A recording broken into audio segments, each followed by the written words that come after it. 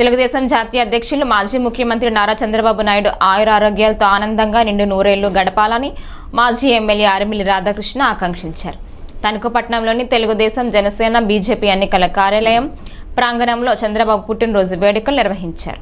భారీ కేక్ తీసుకుని వచ్చి కేక్ కట్ చేసి నాయకులు, కార్యకర్తలు, అభిమానులకు పంచారు. చంద్రబాబు చిత్రపటానికి పాలాభిషేకం చేశారు. కార్యకర్తలకు అభిమానులు స్వీట్లు పంపిణీ చేశారు.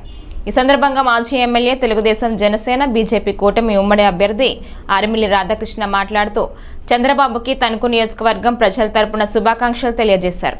45 సంవత్సరాలకు పైగా రాజకీయ జీవితంలో ముఖ్యమంత్రిగా, ప్రతిపక్ష నాయకుడిగా, జాతీయ కూటమి కన్వీనర్గా చంద్రబాబు ప్రజలకు సేవలు అందించారని రాధాకృష్ణ అన్నారు. 2 తెలుగు రాష్ట్రాల్లో వేలాది మంది యువకులు ఐటీ ఉద్యోగాలు చేస్తున్నారంటే దానికి మూలం చంద్రబాబు నాయుడు చేసిన కృషి అని ఆయన వివరించారు.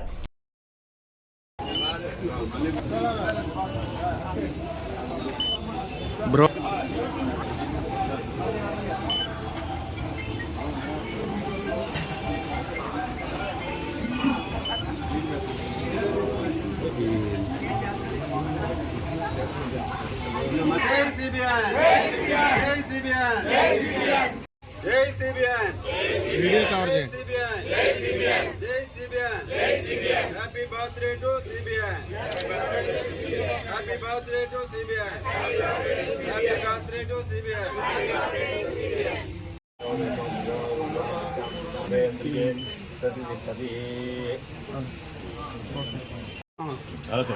ओके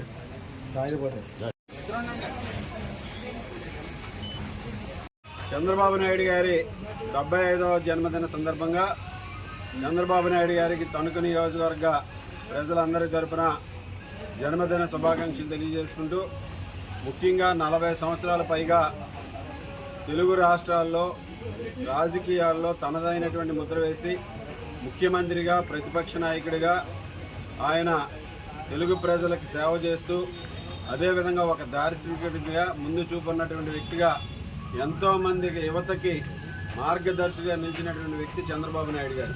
ముఖ్యంగా ఐటీ రంగంలో చంద్రబాబు నాయుడు గారు తీసుకొచ్చినటువంటి సంస్కరణల వలన ఈరోజు రాష్ట్రంలో ఉన్నటువంటి 2 తెలుగు రాష్ట్రాల్లో అనేక మంది రైతు కుటుంబాల నుంచి యువకులు విదేశాల్లో స్థిరపడి ఈరోజు వారందరూ కూడా ఉన్నత స్థానంలో ఉన్నటువంటి విషయం మనందరం కూడా గమనించాలి.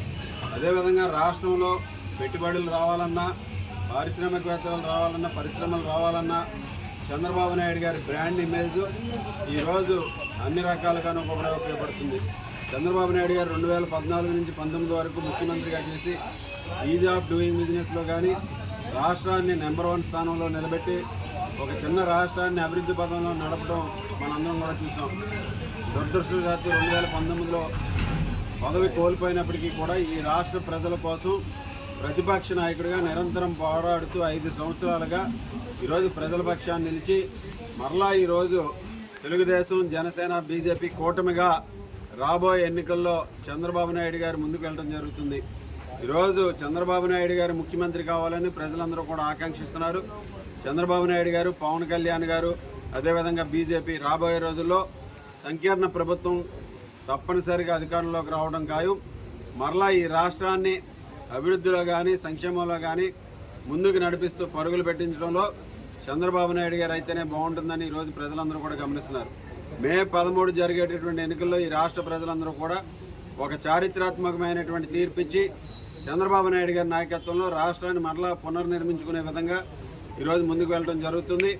చంద్రబాబు నాయుడు గారికి ఈరోజు రాష్ట్రానికి సేవ చేసే విధంగా భగవంతుడు మరింత శక్తినిచ్చి ఆయనకు ఆయురారోగ్య ఐశ్వర్యాలు కల్పించి ఈ రాష్ట్ర ప్రజల, ముఖ్యంగా యువత భవిష్యత్తుని ఆయన కాపాడే విధంగా, యువత భవిష్యత్తుని పునర్నిర్మించే విధంగా చంద్రబాబు నాయుడు గారికి ఆ భగవంతుడు అన్ని శక్తి సామర్థ్యాలు ఇవ్వాలని కోరుకుంటూ సెలవు తీసుకుంటాం.